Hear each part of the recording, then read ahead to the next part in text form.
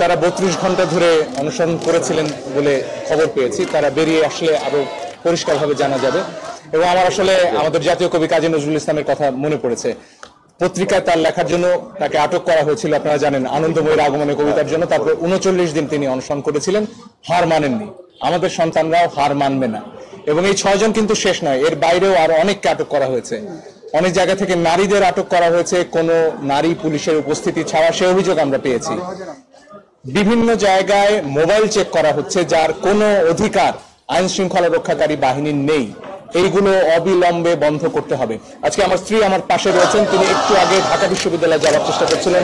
আমার শাশুড়ি, তার বয়স 69 বছর, তারা ঢুকতে পারছিলেন না। এই 3 জন মহিলার ভয়ে আমাদের দেশের পুলিশ তটস্থ হয়ে রয়েছে। তারা বিশ্ববিদ্যালয়ে ঢুকলে নাকি খুব বড় সমস্যা হয়ে যাবে। এই বাধা কেন? আমার স্ত্রী, আমার সন্তান, তারা কেন শান্তিতে নির্বিঘ্নে আমার রাস্তায় চলাচল করতে পারবে না? এটাই আমাদের প্রশ্ন।